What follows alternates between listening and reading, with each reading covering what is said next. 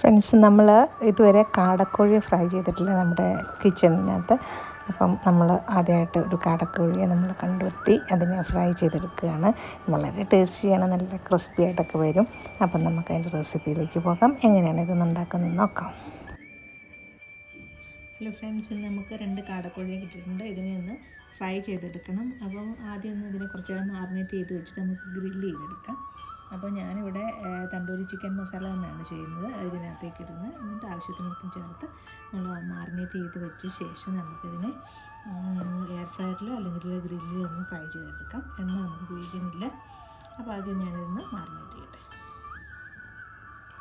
നമ്മളിതിനകത്തേക്ക് കുറച്ച് ginger garlic paste ഇട്ടു. ഇനി കുറച്ച് മഞ്ഞൾപ്പൊടി, അതുപോലെ തന്നെ ആവശ്യത്തിന് ഉപ്പും കാശ്മീരി ചില്ലി ഇടാം. നമുക്ക് മഞ്ഞൾപ്പൊടി ഇടാം.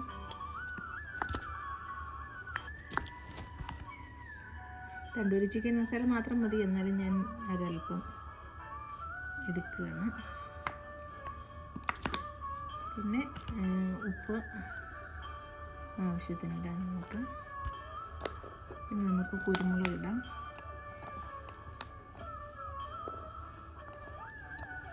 കുരുമുളക് പൊടി,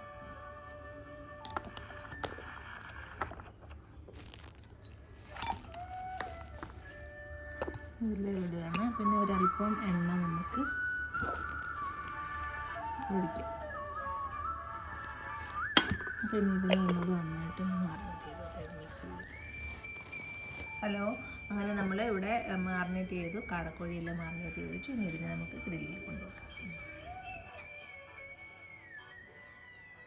നമ്മൾ ഗ്രില്ലിൽ വെച്ചു. ഇതൊരു 20 മിനിറ്റ് ഇരിക്കട്ടെ. അത് കഴിഞ്ഞിട്ട് നമുക്ക് നോക്കാം. ഫ്രണ്ട്സ്, അങ്ങനെ നമ്മുടെ കാടക്കോഴിയെല്ലാം ഫ്രൈ ആയിട്ട് വന്നിട്ടുണ്ട്. 20 മിനിറ്റും പിന്നെ ഞാൻ തിരിച്ച് ഒരു 10 മിനിറ്റും കൂടെ വെച്ചിട്ടുണ്ട്. അപ്പോൾ 2 സൈഡും ആകാൻ, 2 സൈഡും ഗ്രില്ലുള്ള എന്നിരുന്നാലും നല്ലൊരു ഡീപ്പ് ഫ്രൈ ആകാൻ വേണ്ടി. അപ്പോൾ വളരെ ടേസ്റ്റി ആയിട്ടുള്ള ഇതാണ്, നല്ല ക്രിസ്പി ആയിട്ട് വന്നിട്ടുണ്ട്. എല്ലാവരും ഇത് തയ്യാറാക്കി നോക്കണം. ഇഷ്ടപ്പെട്ടുവെങ്കിൽ ലൈക്ക് ചെയ്യണം, ഷെയർ ചെയ്യണം. അപ്പോൾ thank you for watching my channel. വീണ്ടും മറ്റൊരു നല്ല വിഭവമായിട്ട് കാണാം. Thank you.